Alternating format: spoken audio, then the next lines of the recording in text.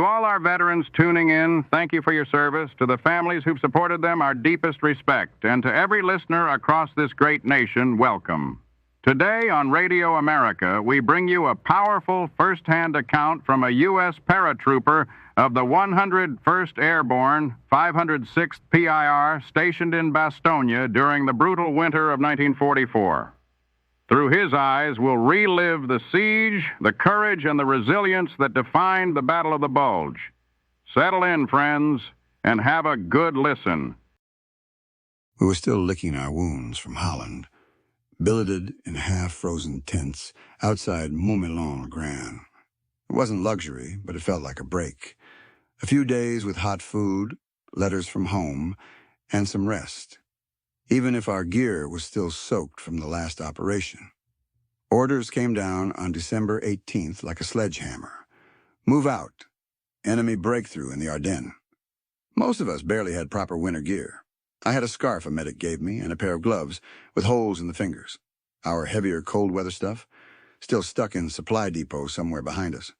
By sundown, we were packed into open bed trucks, wind biting through the canvas like knives, and rumbling toward Belgium. We didn't know where exactly. Nobody told us anything, but the tension said enough. You don't yank a whole Airborne Division out of rest camp unless it's serious. We were heading into something bad. The convoy rolled through the night in almost total blackout. We passed streams of grim, exhausted GIs heading the other way, infantry and engineers from shattered outfits, their faces hollow in the headlights' brief glow. A couple trucks smoldered on the roadside, riddled with holes. One flipped Jeep lay jackknifed in a ditch.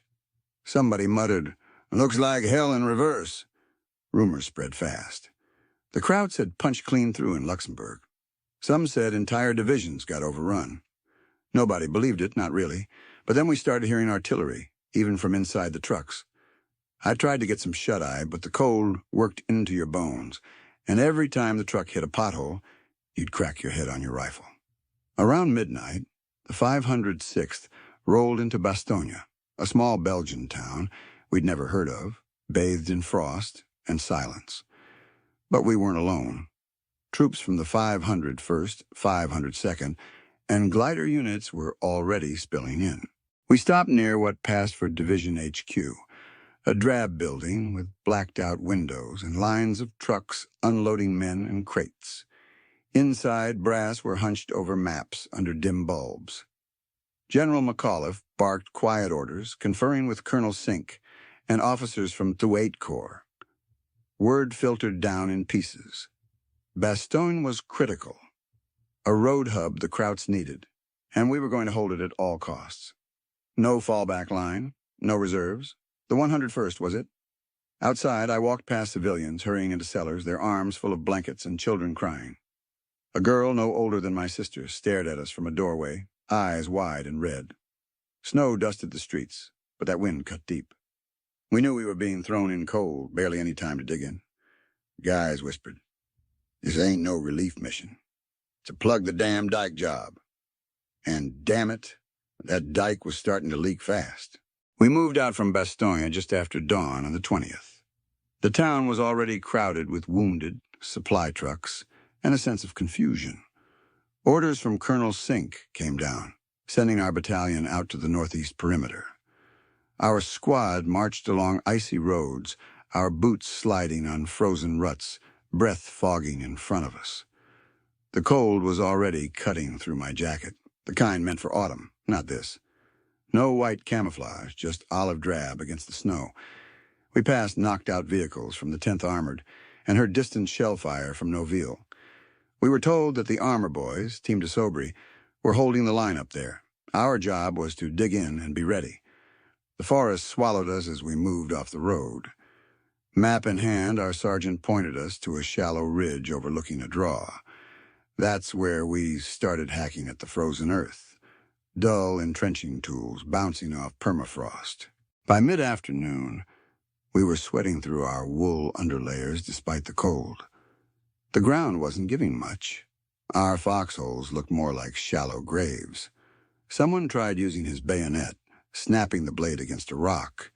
The trees thinned out toward the northeast, leaving blind spots we couldn't fully cover. We set up overlapping fields of fire where we could, stringing machine guns behind logs and broken fence lines. Bazooka teams took up hidden spots near the tree line. Still, we were exposed. Small arms fire echoed from Novel, and word filtered in. Our armor was pulling back. Some of the guys tried to joke, calling it a temporary fighting retreat.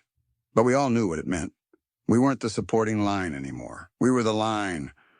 I remember hearing vehicles far off, engines grinding, doors slamming, German scouts maybe, or armor moving into place. Time crawled as the cold set heavy into our toes and fingers. That night we settled into our positions, or at least tried to.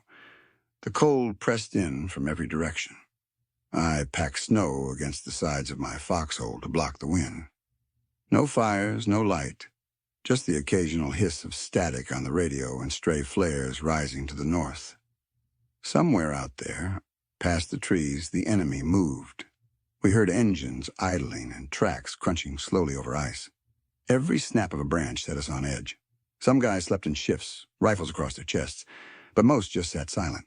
It wasn't fear, not exactly. We just didn't know how close they were, or when they might hit. Out past the line, someone fired a single shot, then nothing. We were alone out there, encircled? Maybe not yet. But it felt like it. At night cemented a truth in all of us. It was going to be up to us to hold this ground. We got word early on the morning of the 21st. German armor had linked up east and west of us. Bastogne was surrounded. The chatter came down from battalion staff to each position like a slow drip.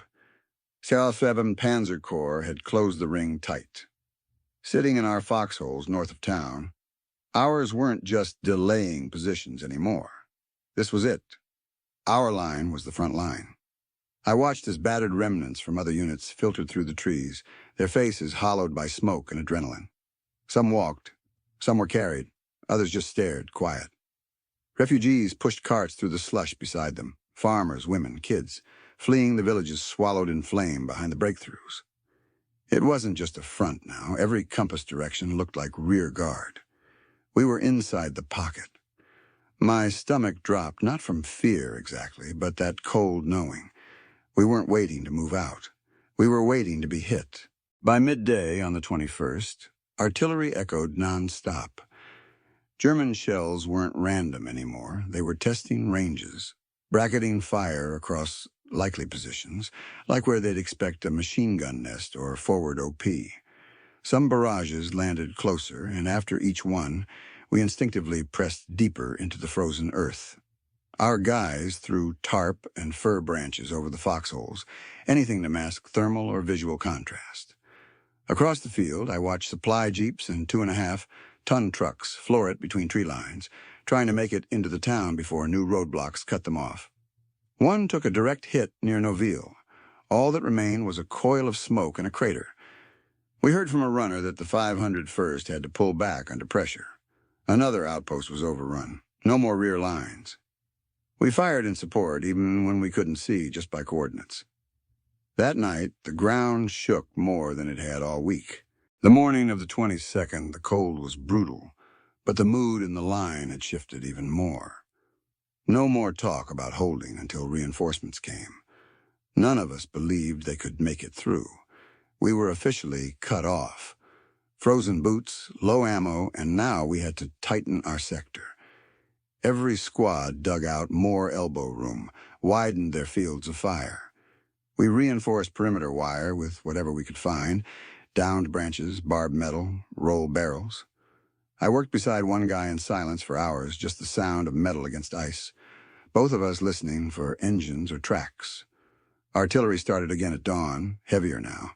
Our own guns fired back, but it felt like a long-distance echo compared to what was about to break. No one asked why anymore, just when. As the sun dipped, we pulled gloves back on and checked weapons. Nightfall would bring the real test. The foxhole I started digging on the 21st was barely more than a shallow scrape under some pine roots. My fingers were numb after just a few minutes, but I kept clawing at the frozen ground with my entrenching tool, chipping through it like stone. We all did. The deeper we got, the better chance we had of surviving the next burst of artillery. At night, My buddy and I took turns huddling in the bottom of our hole, trying to stay out of the wind and praying our position held. We layered the bottom with pine boughs, a German ground sheet we'd scavenged, and parts of a busted-up crate someone had dragged over. Our thin blankets were damp, our boots were never dry, and the snow crept in from every side. My breath froze on my scarf. Every sound echoed too close. The dull thud of mortars, the whistle of a shell, or worse, silence. By the 22nd, digging was constant. Every lull between the barrages, we'd deepen our foxholes or reinforce them, trying to keep the snow out and prepare for whatever came next. Guys wrapped their feet in newspaper, straw, anything to keep the trench foot away. We hadn't seen dry socks in days. The snow was heavier now, crusting our helmets, dusting the rifles we had to clean over and over to keep them from jamming. Nights were the worst. Hard to tell where the enemy ended and the dark began. One evening, a Nebelwerfer salvo screamed into the woods behind our line. Lights flashed through the trees like lightning. The ground shook. Afterwards, we heard coughing from a nearby hole, but no voices answered when we called. Somebody tied morphine syrettes to a branch to mark the wounded. Those tree bursts sent wooden needles down fast and deadly. Too many good men hurt without even a shot fired. Food was running tight.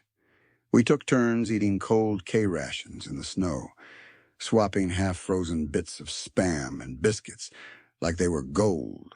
Sometimes a metal can of coffee would make it forward, lukewarm if we were lucky, but still the best thing we'd tasted in days. The 501st and 327th were holding their ends too. We strung lines of wire between positions, whispered to the guys on our flanks. The Germans were feeling around, probing every night. One got close enough during my watch that I heard him step on broken twigs. I held my breath with my finger on the trigger, but they melted away too fast to engage. We were cold, sleep-starved, and beat down.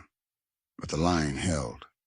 Barely. The bombardments kept getting sharper, more accurate. I remember thinking, if Patton doesn't get here soon, there won't be anything left of us to rescue. But still, we dug. We waited. We endured. By the night of the 22nd, things were turning grim. We knew we were surrounded. No more trucks, no more jeeps bringing crates of ammo or morphine.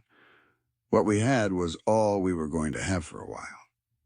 I sat in a frozen foxhole outside Foy, counting my remaining M1 clips like a miser. Each ping of spent brass from my rifle was now a calculation. Some guys cracked dark jokes to cope. It didn't work. The machine gunners wrapped their belts in rags to keep the links dry, preparing only enough for true emergencies. Bazooka teams weaved spare rockets into branches behind them, like trophies yet to earn use. We'd hear calls come down the line. "Count your bandoliers." My buddy next to me shivered violently. Not from fear, but from sheer cold. We wrapped jackets around him. He didn't speak. He wasn't the only one fading under that winter sky. The medics were running on faith and scraps. Down in the cellars around Bastogne, the 326th Airborne Medical Company did what they could without proper supplies.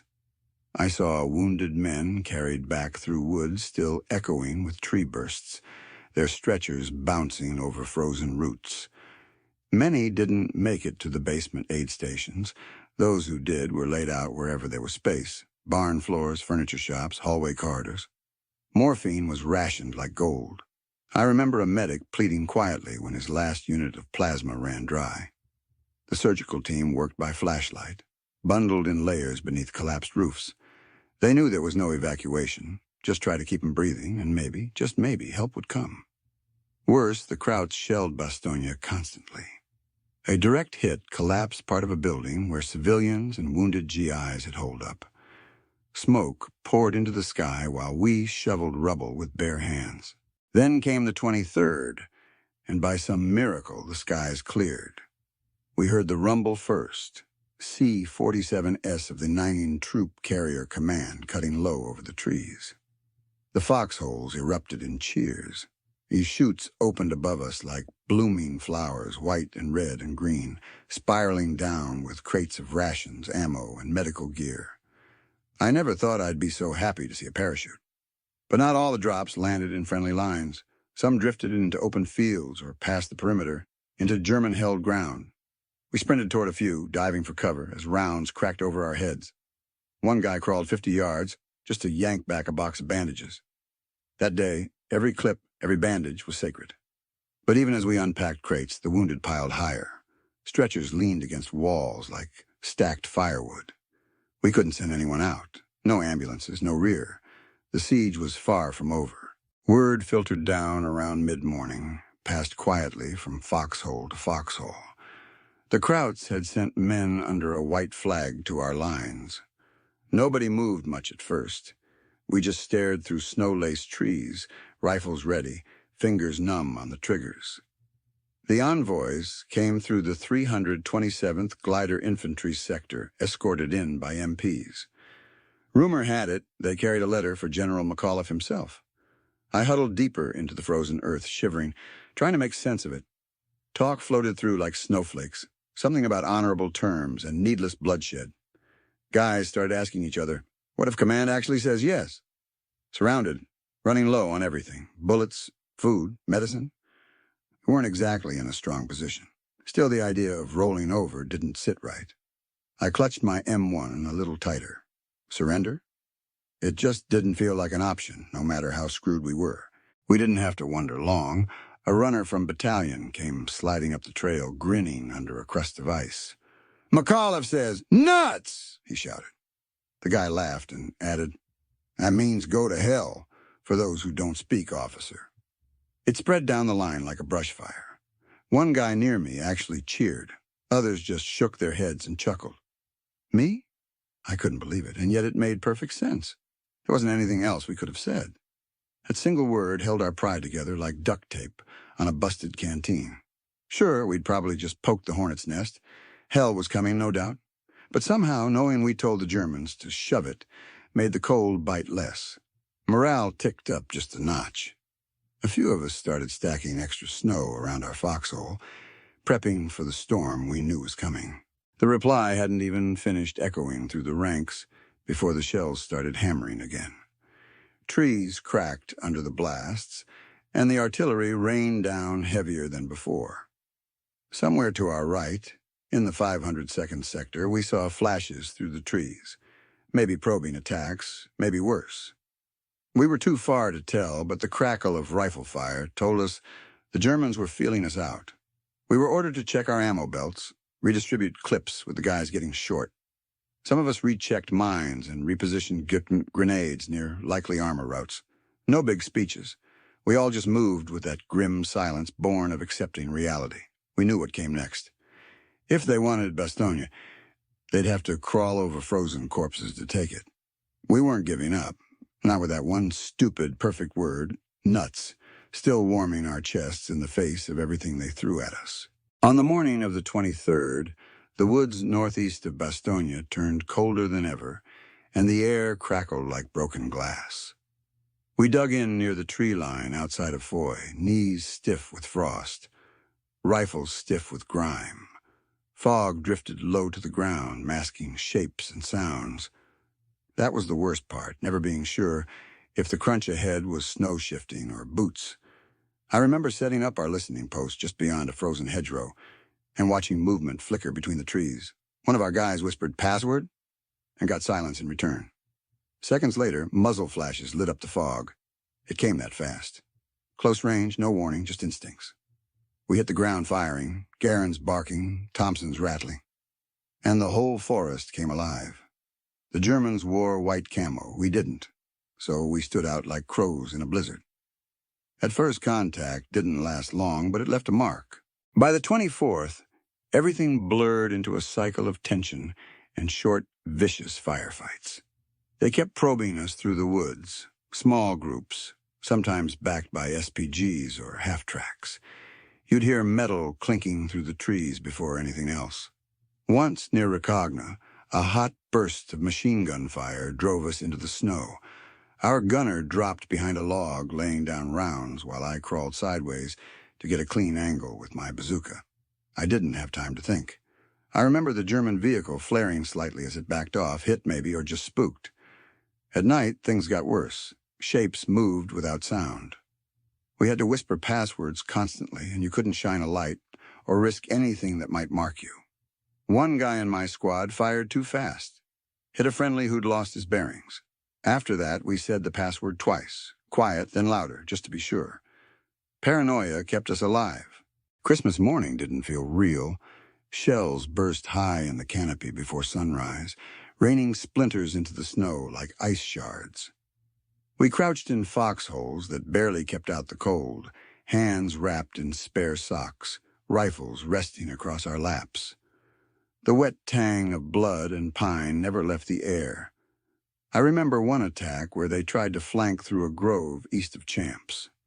A 57mm dug in behind us, fired on their infantry, shredding snow and limbs before the trees swallowed the noise. We helped repulse the push, grenades flying through the underbrush. Nothing was orderly. It was up close, brutal chaos. One moment I was firing from my hip, the next that I was loading a captured Panzerfaust to cover our flank. When it was over, they'd retreated again. We were still surrounded, still freezing, but the line had held. That was our gift that day. We were still standing. Christmas Eve started with fire in the sky. Just before light faded entirely, we heard a low hum, German bombers. Then the air raid sirens howled from town. Moments later, we saw Bastogne, lit by fireballs, the blasts turning clouds orange from miles off. The ground jumped under us as shells slammed into the woods. Tree bursts tore through the frozen pines, flinging jagged wood like shrapnel. I kept my head down, hunkered at the bottom of the foxhole, heart thudding in rhythm with the concussions. Someone a few holes over was yelling for a medic. Couldn't tell if it was for him or someone else. There was nothing I could do. We'd been living with shortages for days, ammo, food, med supplies. Now even the air we breathed seemed poisoned with fear. That night I gripped my rifle so hard my hands went numb. Somewhere I think someone started humming Silent Night. On Christmas morning, I woke to smoke drifting through the trees and the sharp tang of cordite still hanging in the air. My breath came out in white puffs. Snow covered fresh crater holes and shattered branches. A chaplain came by just after dawn, standing near our foxhole to say a brief prayer for the living and the dead. No sermon, just a quiet blessing. One guy pulled out a chocolate bar he'd saved since November. We shared it, breaking off pieces with half-frozen fingers. I remember thinking about home, the tree my mother would have put up, the smell of pine and roast pork. In that moment, all I wanted was to know if we'd live to see the next Christmas. We still took sporadic mortar fire and small arms along the line. German feints probing for weakness.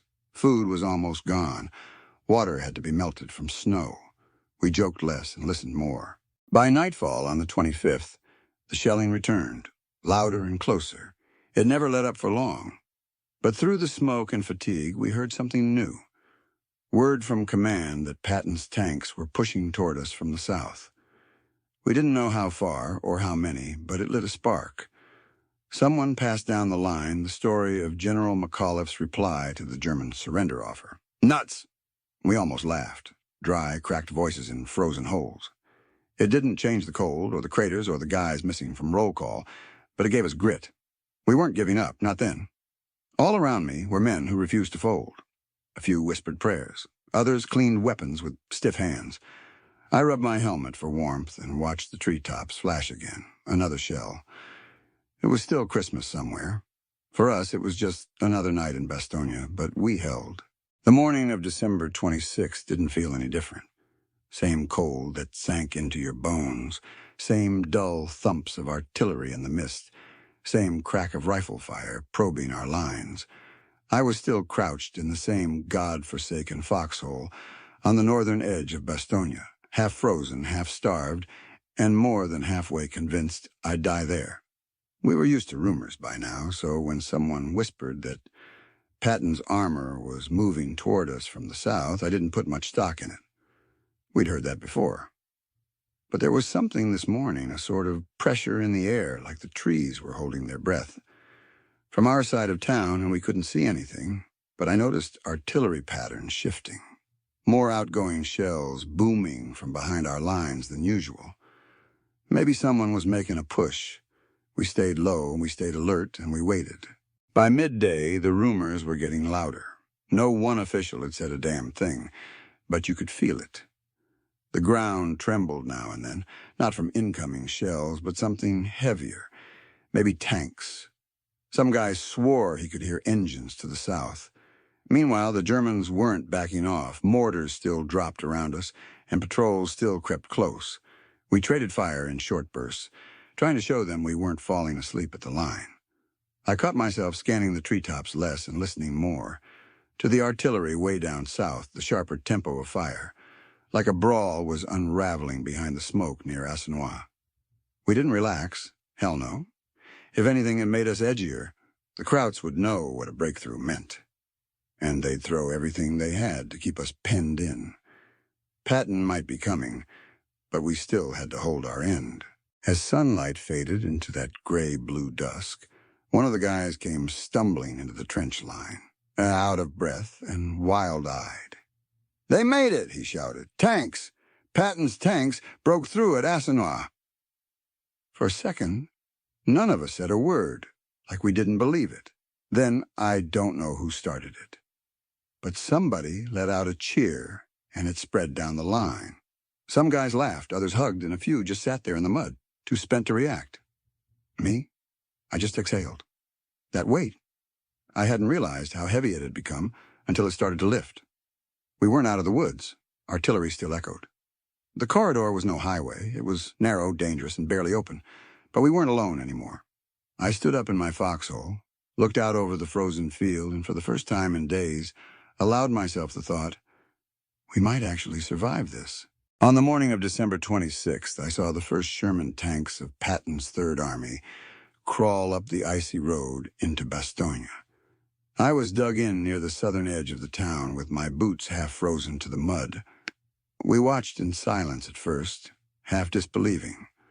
One of the tank commanders gave us a thumbs up, and a few of the guys cheered, hoarse and tired, too exhausted for much more. Shells still fell here and there, and German snipers hadn't disappeared, but something in the air had lifted. Supplies followed, blankets, bandages, ammunition, even a little food. Then came the trucks and ambulances, finally able to take the worst of the wounded out. Some of the stretchers never moved. Men who hung on all week didn't make it through the last night. The chaplain said a few words under his breath. Then the litters started rolling. We were no longer alone. I walked to the crossroads where we'd fought bitterly just days before. Burned-out German half-tracks still smoldering beside wrecked Shermans. The forest beyond was a skeleton of splintered trees and frozen blood buried under new snow. Bastogne itself was hardly recognizable. One corner of the square reduced to rubble, shop fronts gutted by shell fire. Some of the guys were rebuilding makeshift foxholes, even after Patton's men had arrived. We knew the Germans weren't done. They kept probing, trying to squeeze the road link shut again. But now we had a corridor, and more importantly, we had hope. There was even some hot coffee passed around from a field kitchen. It was the first time I saw one of our medics smile in a week. He looked 10 years older. We all did. But in that moment, surrounded by broken glass and frozen mud, I realized we'd held. We had held Bastogne. Looking back, the week from December 19th to 26th aged me more than any other time in my life. We got pulled out of Montmelon in such a rush, some of us didn't have proper winter gear. We hit Bastogne running and never stopped, just dug in and waited. Cold, hungry, low on ammo, running out of morphine, completely surrounded, and somehow we held. The worst moments blurred together, the night shellings, the wounded we couldn't move, the silence after a buddy's last breath, and yet every man in that line stuck it out. The nuts message, sent with a grin we couldn't afford, not only defined our resistance, but screamed what we all felt. There'd been close quarter fights in the trees, sheer chaos. And then on the 7th day came the armor. Most of us stayed in Bastogne afterward. The fighting wasn't over, but the siege, we survived that together. We always would. And that's our broadcast, folks. From all of us here at Radio America, thank you for tuning in. And to our veterans, past and present, your service and sacrifice remain the heartbeat of this nation's story. Your courage will never be forgotten. If this touched you, consider subscribing and joining us again. Until next time, I'm signing off with gratitude and a promise to remember.